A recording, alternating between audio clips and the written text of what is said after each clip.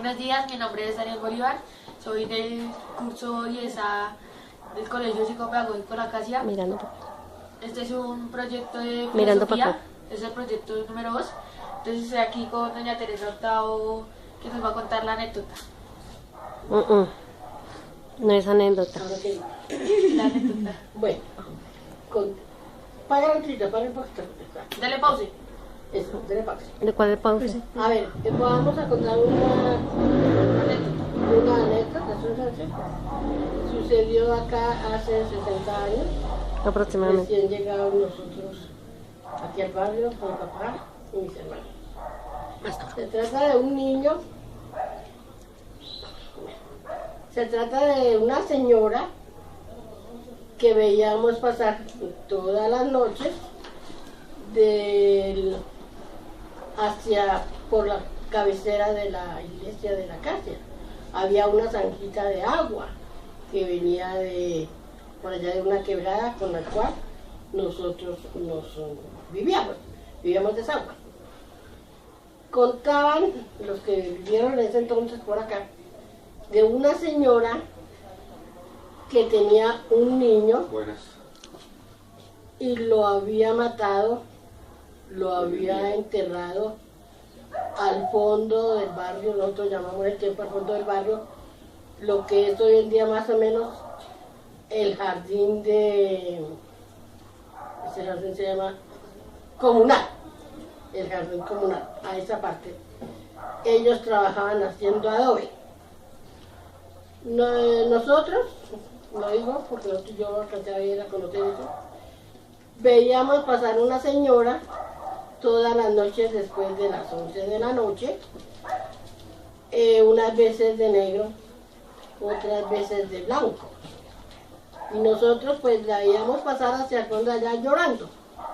Y los vecinos que vieron la historia, que sabían que la había matado el niño, que la había enterrado ahí, entonces nos decían que ella estaba penando porque había matado al niño y lo había enterrado ahí ese sitio hasta donde ella llegaba. Esa historia no sabemos más, siempre se conoció siempre eso. Y sí, todas las noches la veíamos pasar, unas veces de negro, otras veces de blanco. Señora Teresa, ¿usted alcanzó a ver a esa señora o simplemente le contaron? No, yo oí el comentario de mi papá, de mi mamá, de mi abuelita. Y pues como uno todavía estaba pequeña en esa época, uno es curioso. Y entonces pues una noche yo les oí decir que iban a ver pasar la señora y yo me levanté. Y sí, efectivamente, pues se veía, no es una señora, yo la veía pasar, o la vi pasar de blanco, llorando, pero no iba caminando como cualquier persona, sino ella era como así, ¿cómo le explico yo? No, ella era así, así. Ella no iba caminando tal como nosotros, no, sino ella iba como si la estuvieran cargando así, pues, como unos 5 centímetros del suelo. Señora Teresa, o sea que podemos decir que el fantasma o esa persona iba levitando. Sí. ¿Usted la vio? ¿Usted la vio, se asustó o...? Sí, yo vi a la señora. Pues mi papá y mi mamá decían que era un alma, pero yo no vi un alma, vi una señora que iba así como usted dice, levitando. Y sí, claro, yo sentí miedo y ya de ahí en adelante no volví a salir sola. Y sí, no volví a salir sola porque me causaba mucho miedo ver a la señora, y no era tanto ver a la señora, sino ser que era un alma que estaba penando. Miremoslo a ver, ¿cómo le queda? Todo número 2 de filosofía, me encuentro con Sonia Lancheros, que nos va a contar otra historia vivida. Gracias.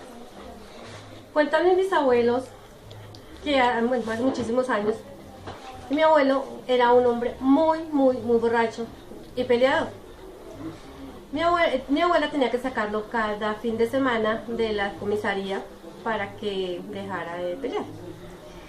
En su desespero ella le pidió a las benditas almas que por favor lo peloteara, pues para que él dejara de tomar. Necesariamente él tenía que pasar para el regreso de la casa por la puerta del cementerio.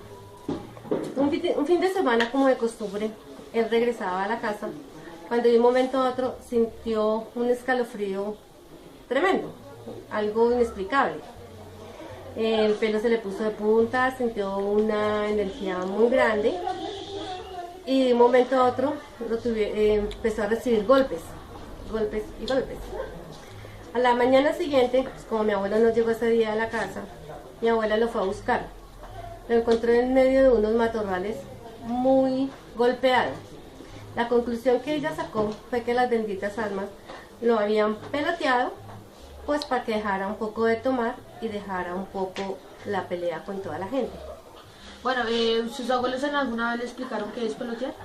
Pelotear, sí, pelotear era que le dieran una escarmienta para que en ese momento pues él sintiera algo de temor, algo de susto y dejara de tomar un tiempo o de pelear con la gente. ¿Y siguió tomando y peleando o ya dejó un poco el vicio? Pues no un 100%, pero contaba mi bisabuela que sí dejó pasar bastante tiempo para que volviera a tomar. Ah, bueno, gracias. Don Rubén Aldana, que nos va a contar una historia del campo. Cuéntenos, don Rubén. Bueno, acontece que hace mucho tiempo yo vivía en el campo, era un niño de 7 años. Una noche llegó un amigo a visitar a mi abuelita, el yerno.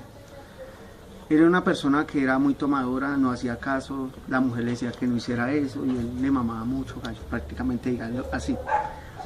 Una noche él llegó a las 12 de la noche. Resulta que él tiene que pasar por un riachuelo. Siempre le habían dicho que en ese riachuelo pasaban cosas que no eran normales, pero él como se las daba de muy valiente. Entonces una noche llegó en su tomata, ¿sí? Llegó y pasó por ese riachuelo, cuando de un momento a otro algo se le apareció. Él no le puso cuidado, él llegó corriendo a la casa y como si nada. Se le pasó la borrachera, obviamente. Al otro día, pues él nos contó, pues no le creíamos porque este man está más borracho. Entonces, mi abuelita le dijo que no lo volviera a hacer, que son cosas que ya estaban predestinadas, que no se volviera a meter en eso, que hiciera caso, que una vez en su vida hiciera caso. No, señora Blanca, yo no hago caso. Bueno, resulta que ese día volvió y hizo lo mismo. Como si nada, él pasó también casi a la misma hora por ese lado. Entonces volvió y le salió el susodicho sujeto. En ese momento lo privó, se lo llevó lo entró hacia los adentros del bosque y lo dejó al pie de una quebrada desmayado. ¿Qué hicimos nosotros? Pues como veíamos que no llegaba él y ya en las horas 4 o 5 de la mañana, pues mis tíos salieron a buscarlo. Y llámelo y no aparecía. Cuando de un momento a otro, por ahí escucharon que algo se movía, ingresaron hacia el bosque y se dieron de cuenta que él estaba totalmente dormido. Dormido no, estaba asustado y todo y no se podía ni levantar. Entonces desde ahí sí se creyó que sí era verdad, que cuando uno no hace caso, sigue tomando y pasa las cosas que en verdad la gente que sabe y uno lo sobrepasa, pasa. Y eso pasó en la familia mía. ¿Su familia antes de que pasara eso sí creían en eso o no? No, pues como eran solo supersticiones, que pues uno siempre que habla, que la pata sola, que cosas así. Pero cuando en verdad ve que eso le pasa a un familiar de uno, pues uno queda pues con la zozobra, bueno. Entonces, lo que dicen a veces los abuelos, que ellos son muy sabios, es verdad. Muchísimas gracias. Este fue el final de mi proyecto, entonces gracias.